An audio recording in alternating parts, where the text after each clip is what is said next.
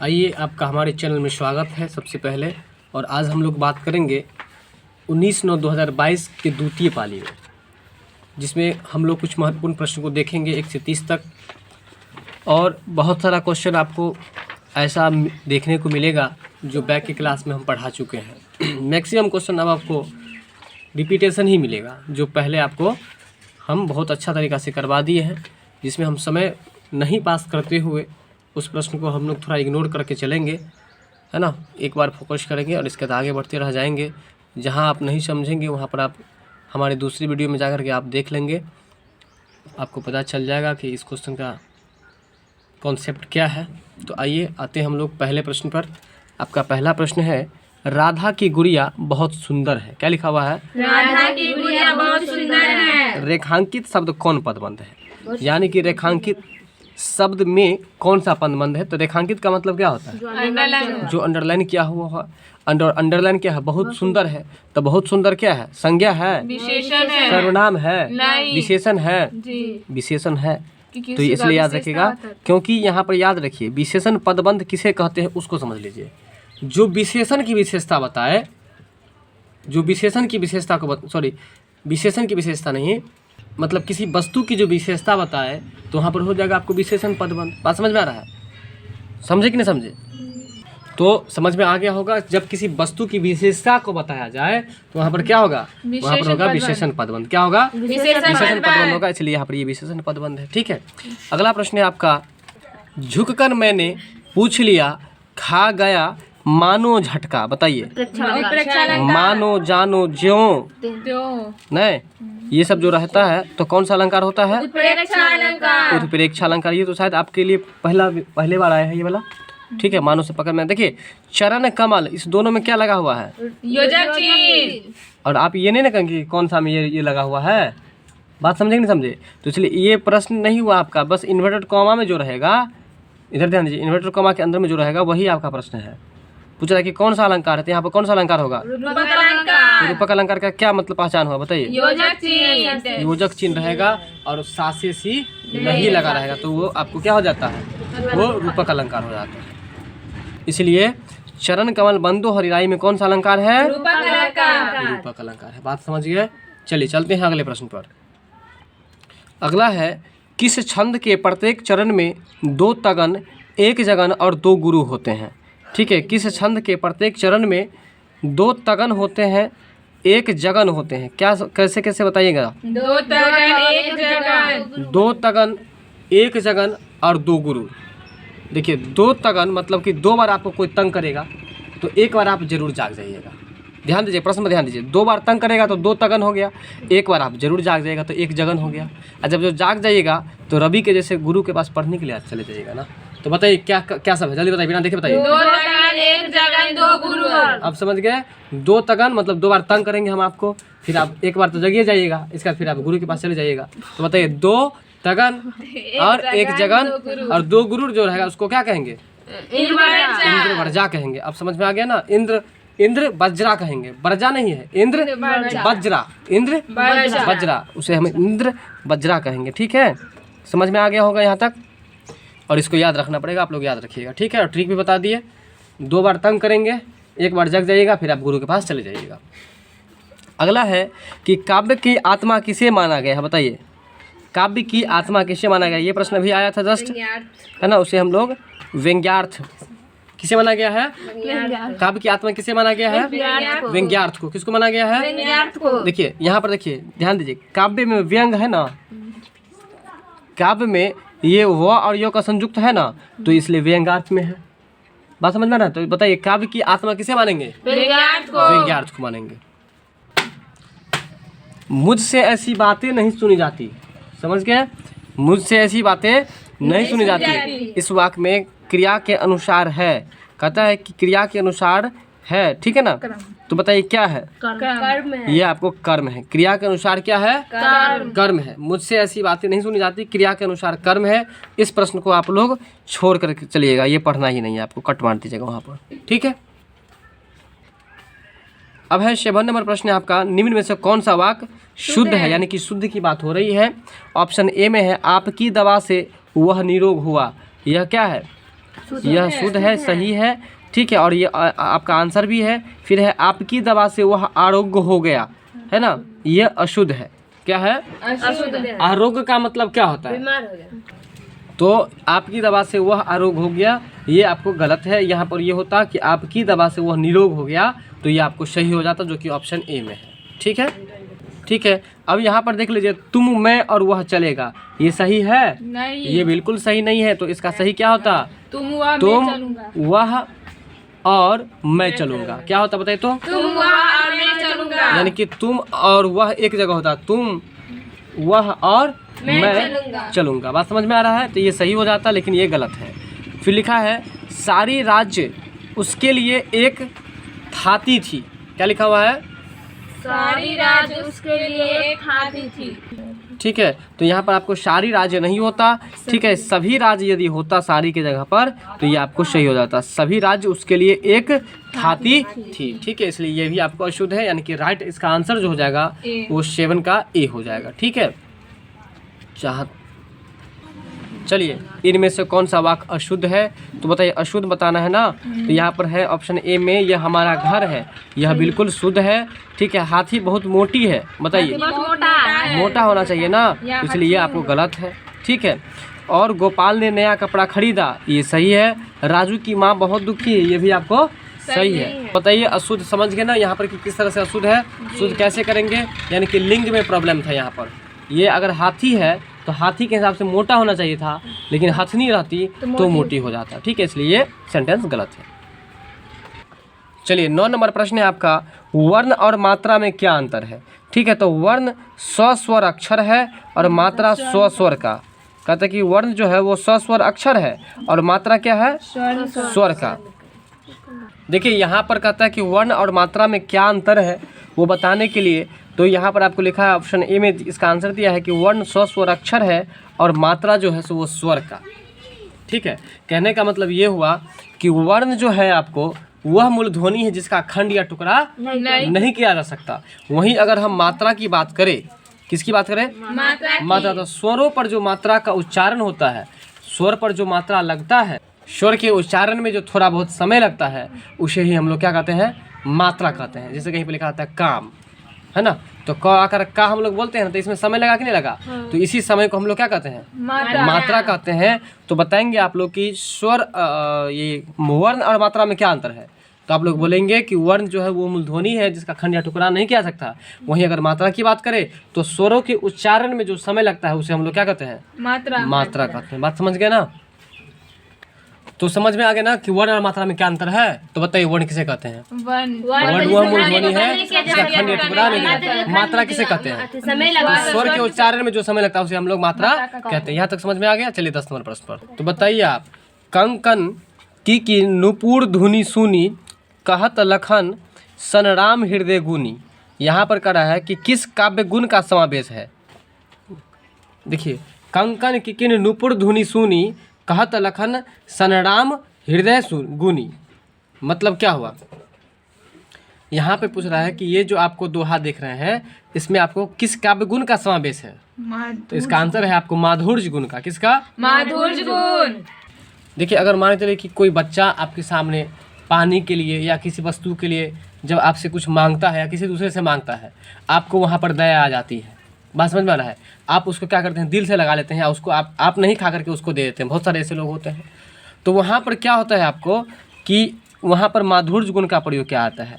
ठीक है, क्योंकि आपका जो है ना दिल, मतलब समझिए एक तरह से उसके प्रति मधुर हो जाता है। मधुर मतलब मीठा होता है। मधुर मतलब क्या होता है? मीठा। और आप उसे दिल से लगा लेते हैं। तो इस तरह से इसको याद रखिएगा। कंकन किकिन नुपुर धुनि सुनी, कहत लखन सन राम हृदय गुनी। कहने का मतलब कुछ ऐसा ध्वनि का बात, मतलब कोई ऐसा आवाज़ सुनते हैं और आवाज़ सुनने के बाद राम और लखन दोनों जो है ना, ये अपने हृदय में उसके बारे में क्या करते हैं? सोचते हैं। तो वही बात है कि मतलब कोई आवाज़ सुन करके ना किसी के बारे में समझ जाना कि शायद वह कष्ट में चल रहा है ना, शायद वह किसी तरह के पीड़ा से ग्रसित है, तो वहाँ पर आपको माधुर्य गुण का यूज कीजिएगा। बस ये याद रखिए। अगर आपको ये समझ में नहीं आया होगा तो आप यहाँ पर थॉटेबल प्रश्न समझ करके इसको दोबारा पढ़ लीजिएगा। तो बताएंगे आप लोग। 11 नंबर प्रश्न है, श्री गणेश करना। श्री गणेश करना मुहावरा का क्या अर्थ है? आरंभ करना। ये आपको पहले से पता है, चलिए बताएंगे 12 नंबर। नाटे कद के व्यक्ति को देखकर राहुल ने कहा ऊँट आ रहा है। ठीक है, नाटे देखिए जरा ध्यान दीजिए यहाँ पर, नाटे कद का कोई व्यक्ति है, मतलब ये मतलब जिसको आप भूत कहते हैं, है ना, नाटे कद का व्यक्ति है, उसको देख करके राहुल ने कहा कि ऊँट आ रहा है। क्या कहा? ऊँट आ रहा है। मतलब देखिए व्यक्ति कैसा है? छोटा। व्यक्ति है तौसीफ के जैसे, बात समझ में आ रहा है। और वो जो है तो दूसरा व्यक्ति क्या कर रहा है, उसको ऊँट आ रहा है ना, भक्कू कहता है कि ये ऊँट आ रहा है। बात समझ में आ रहा है। तो यहाँ पर आपको वाक्य में कौन सी शक्ति है? तो व्यंजना शक्ति। कौन सी शक्ति? हंसी भी लग रहा है इस प्रश्न को पढ़ के। नहीं, व्यंजना शक्ति। कौन सी शक्ति है? व्यंजना शक्ति, याद रखिएगा। आइए 13 नंबर प्रश्न है आपका। स्वर के साथ स्वर मिलने से जो विकार उत्पन्न होता है उसे क्या कहते हैं? स्वर संधि। ये तो रटाना नहीं पड़ेगा ना, आप लोग पहले से जानते हैं। सुधी आए सुधी जाए, देखिए सुधी आए और सुधी जाए कहने का मतलब कोई यहाँ पर देख लीजिए, आए और जाए दोनों एक दूसरे का विरोध में हो रहा है ना, तो इसलिए सुधी आए सुधी जाए इस पंक्ति में कौन सा अलंकार है? विरोधाभास अलंकार। अच्छा, सुधी मतलब क्या होता है ये बताइए? बुद्धि नहीं, हाँ शुद्ध बुद्ध उसको बताया था, सही बात है। शुद्ध बुद्ध मतलब कि होश हवास, समझो एक तरह से। नहीं कहते हैं कि बच्चा का शुद्ध बुद्ध नहीं है ना, बूढ़े सूढ़े को कहते हैं कि इसका शुद्ध बुद्ध खत्म हो गया आप। तो बताइए सुधी आए और सुधी जाए, देखिए आए जाए तो कौन अलंकार? विरोधाभास अलंकार। चलिए अगला है, जहाँ उपमेय में अनेक उपमानों की शंका होती है। अब ये भी आपको याद रखना पड़ेगा, है ना, ये लाइन पूरा याद रखिएगा आप लोग। ये भी है, जहाँ उपमेय में अनेक उपमानों की शंका होती है तो वहाँ पर आपको क्या होता है? तो भ्रांतिमान। और इसको याद रखना बहुत आसान है, जरा ध्यान दीजिए। भ्रांति जो होता है ना, भ्रांति का मतलब आपको होता है मन में भ्रम उत्पन्न हो जाना। क्या उत्पन्न हो जाना? मन में भ्रम। देखिए मन में भ्रम उत्पन्न कब होगा? देखिए मन में भ्रम कब उत्पन्न होगा? जहाँ उपमेय में अनेक उपमान की शंका होगी। तो शंका का मतलब भ्रम ही ना होता है, समझ में आया कि नहीं? तो जहाँ पर उपमेय में अनेक उपमानों की शंका होगी तो वहाँ पर आपको कौन सा आपको जो यह अलंकार हो जाएगा? तो भ्रांतिमान अलंकार हो जाएगा। बात समझ में आया? क्योंकि भ्रम में हम लोग आ जाएंगे। ठीक है, तो जहाँ उपमेय में अनेक उपमानों की शंका होती है वो कौन अलंकार? भ्रांति अलंकार। बात समझ में आ रहा है? चलिए तो बताइए, निम्न में से कौन सा वाक्य शुद्ध है? कौन सा वाक्य शुद्ध है? तो शुद्ध है तो कहने का मतलब यहाँ पर देखिए ऑप्शन ए में है, सुनते सुनते कान भर गए। क्या है? सुनते सुनते कान भर गए। बताइए, कुछ सुनते सुनते कान कभी भरा है? कान में तेल डाल। चलिए दूसरा बात सब नहीं बोलिए। कौन सा वाक्य शुद्ध है? तो सुनते सुनते कान भर गए, ये आपको क्या है? वो सही है। फिर है, हर एक विद्यार्थी को चाहिए कि वह हिंदी की पुस्तक पढ़े। बताइए ये सही लग रहा है आपको? जी। अगर ये ऑप्शन बी बताइए सही है? चलिए ध्यान दीजिए, देखिए यहाँ पर जो ऑप्शन बी में है, हर एक विद्यार्थी को चाहिए कि वह हिंदी की पुस्तक पढ़े, यहाँ पर होना चाहिए कि सभी विद्यार्थियों को चाहिए कि, है ना, वह हिंदी की, सभी विद्यार्थियों को चाहिए कि वह हिंदी की अनेक पुस्तकें पढ़ें। यानी कि हर एक विद्यार्थी को क्या चाहिए बताइए? वह हिंदी की अनेक, हर एक विद्यार्थी को नहीं, यहाँ पर सभी विद्यार्थियों को चाहिए कि वह हिंदी की अनेक पुस्तकें पढ़े। अनेक पुस्तक पढ़े, पुस्तकें पढ़े। ठीक है, अनेक पुस्तकें, जब अनेक बोलेंगे तो एक से अधिक हो गया ना, तो अनेक पुस्तकें पढ़े, ये अगर होता तो ये आपको सही हो जाता। ठीक है, फिर है, पैसा इसलिए नहीं है क्योंकि लोग बेरोजगार है। पैसा इसलिए नहीं है कि लोग बेरोजगार है, ये अगर होता तो सही होता, जबकि यहाँ पर क्योंकि लगा दिया, इसके कारण से ये क्या है? गलत है। क्या है? गलत है। फिर अगला है ऑप्शन डी में है, मैं इसका वह अर्थ नहीं लगाता जो कि आप लगाते हैं। तो इसका सही जो होगा, मैं इसका वह अर्थ नहीं लगाता जो आप लगाते हैं। क्या होता? मैं इसका अर्थ नहीं लगाता जो आप लगाते हैं। मैं इसका वह अर्थ नहीं लगाता जो आप लगाते।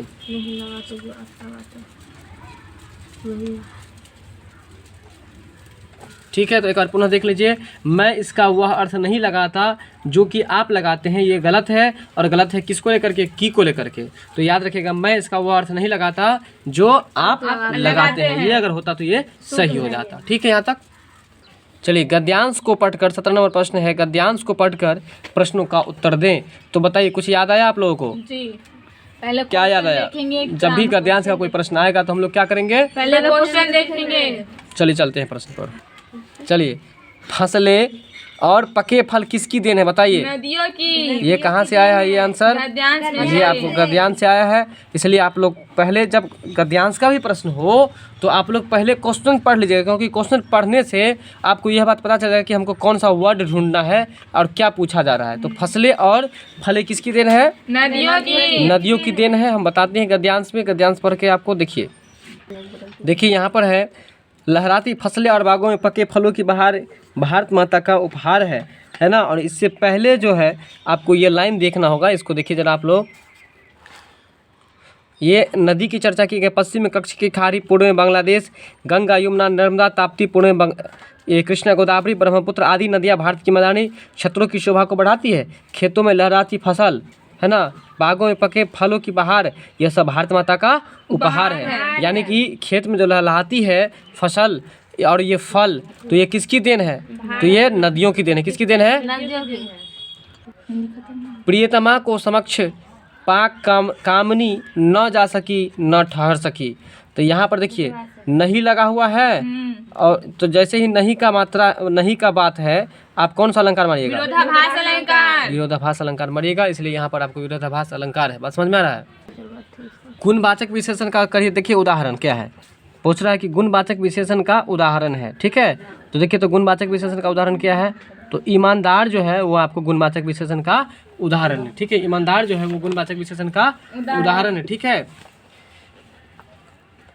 4 सेब बताइए गुणवाचक होगा? नहीं। क्या होगा? संख्यावाचक होगा। थोड़े चावल परिमाणवाचक होगा। लेकिन वहीं पर अगर हम बात करें कि ईमानदार जो है वो क्या, कौन सा है? गुणवाचक। कुछ लोग परिमाणवाचक है, ठीक है।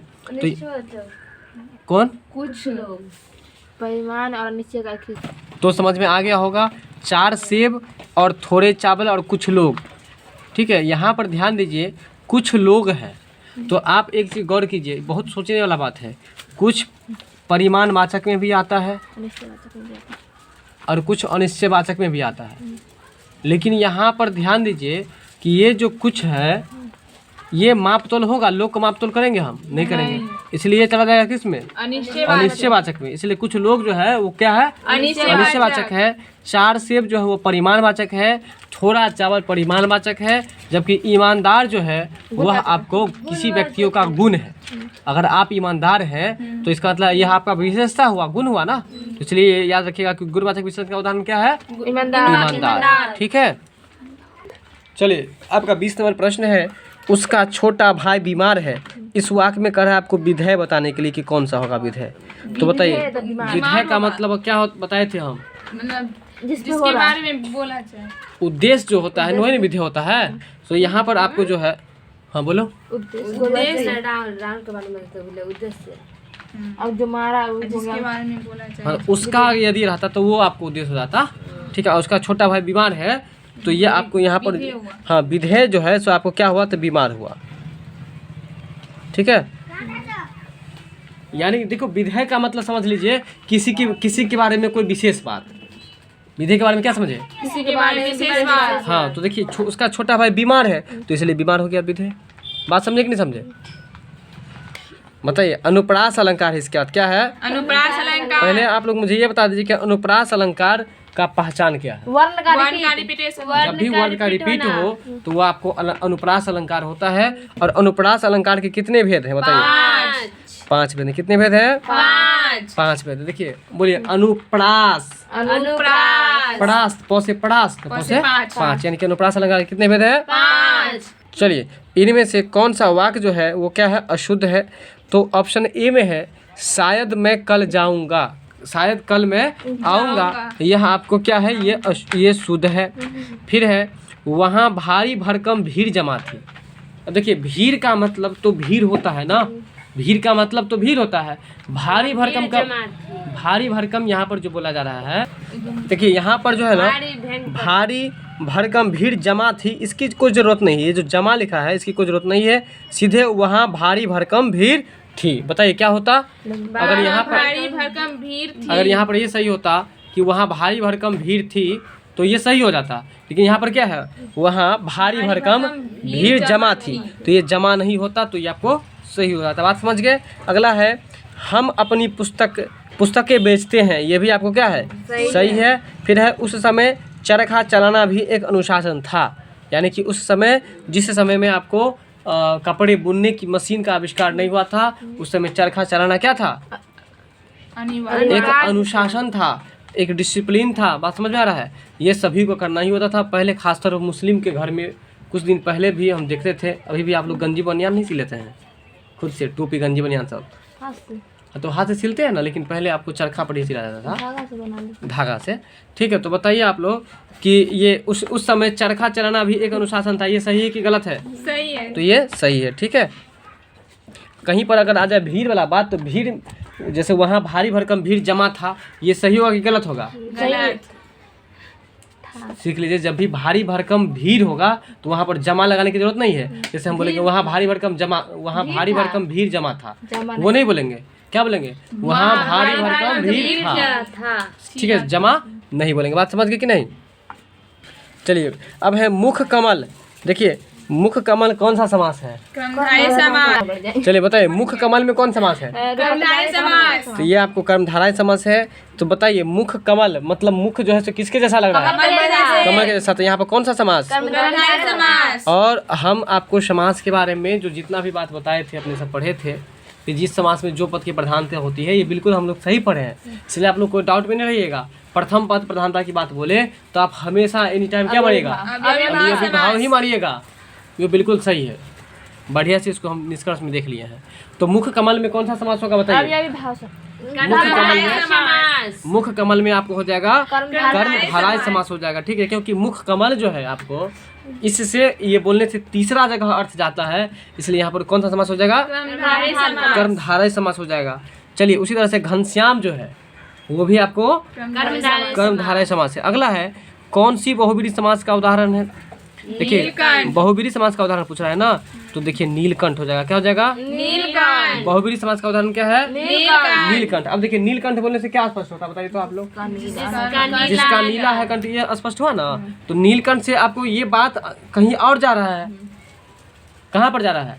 शंकर जी पर, यानी कि महादेव पर। इसलिए यहाँ पर आपको जो हो जाएगा बहुब्रीहि समास के अंतर्गत क्या आ जाएगा? नीलकंठ आ जाएगा। अगर त्रिभुवन की बात करें तब नीलकंठ। ये आपको दिगों में भी तो आ सकता है।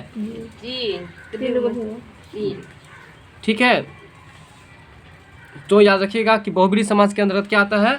नीलकंठ आता है। अच्छा, त्रिभुवन कौन सा समास है? द्विगु समास है। चलिए चलिए, यहाँ नीलकंठ की बात हो रही थी, तो नीलकंठ देखिए, उनका नाम नीलकंठ क्यों दिया गया बताइए? सिर झुका तूने नियति की, मान ली यह बात, स्वयं ही मुरझा गया तेरा हृदय जलजात। कौन सा अलंकार है? देखिए, योजक चिन्ह है, रूपक अलंकार। योजक चिन्ह है कि नहीं है? साथ सी भी कहीं पर नहीं है, इसका मतलब कौन सा अलंकार है? रूपक अलंकार। चलिए, स्वर संधि के कितने भेद हैं? कौन संधि है? स्वर संधि। स्वर संधि कितने भेद हैं? 5। तो देखिए, स्वर संधि के आपको 5 भेद है। 5 भेद है स्वर संधि के। बताइए कौन कौन है? तो स्वर संधि कितने भेद है? 5 भेद है, बिल्कुल सही है। तो अगर आपको ये बात पूछ दिया जाए कि स्वर संधि की 5 भेद है, तो बताइए कि कौन कौन सी संधि है, तब आप क्या बोलेगा? बिल्कुल सही बात बताए। सबसे पहले दीर्घ संधि, फिर क्या, तब क्या होगा? गुण संधि। फिर क्या होगा? वृद्धि संधि। फिर क्या होगा? यण संधि। और इसका क्या होगा? अयादि संधि। तो बताइए स्वर संधि के कितने भेद? 5। एक बार पुनः फिर से बताइए तो। दीर्घ संधि, दीर्घ संधि, गुण संधि, यण संधि, अयादि संधि। यण संधि, अयादि संधि, और एक और कौन सा है? 5 हो गया। देखिए, दीर्घ संधि, गुण संधि, वृद्धि संधि, यण संधि, अयादि संधि, यानी कि स्वर संधि के कितने भेद? 5। चलिए, आप लोग को अच्छा याद है नहीं? अब बताइए, चादर से बाहर पैर पसारना, इसका अर्थ क्या हुआ? ये तो आया था ना प्रश्न। चादर से बाहर पैर पसारने का क्या अर्थ है? आय से अधिक व्यय, यानी कि आमदनी से ज्यादा खर्च करना। आय का मतलब आमदनी, या व्यय का मतलब खर्च होता है। ठीक है, चलिए अब है आपका अगला प्रश्न है, निम्नलिखित में से किस रस को रसराज कहा जाता है? श्रृंगार रस ये को। तो आप लोगों को पहले से पता है। रसराज किसको कहा जाता है? श्रृंगार रस को। हाँ। श्रृंगार रस को। तो निम्नलिखित में से इसको कट कर दीजिएगा। इतना याद रखिएगा, किस रस को रसराज की संज्ञा दी गई है? तो श्रृंगार रस को आपको रसराज की संज्ञा दी गई है। तो देखिए एक बात बताते हैं, जब आप श्रृंगार किए हुए रहते हैं तो एकदम वैसे ही लगते हैं जैसे कि रसगुल्ला में से रस रहता है, उस तरह से आप दिखते रहते हैं। इसलिए ऐसा सोच लीजिए कि किस रस को ये आपको ये रसराज कहा गया है? श्रृंगार रस। श्रृंगार रस को कहा था। किसको कहा है? श्रृंगार रस। चलिए, परिश्रमी छात्र आलस्य नहीं करते। आप परिश्रमी हैं तो इस नहीं है इसलिए आप आलस कर रहे हैं। तो बताइए, परिश्रमी जो है सो आलस करते हैं कि नहीं करते हैं? नहीं करते हैं। तो आप भी परिश्रमी बनिए, आलस नहीं कीजिए, ठीक है। परिश्रमी छात्र आलस्य नहीं बनते। इसमें उद्देश्य क्या है बताइए? परिश्रमी छात्र। हाँ, परिश्रमी छात्र यानी कि सब्जेक्ट जो होगा वो आपको क्या हो जाएगा?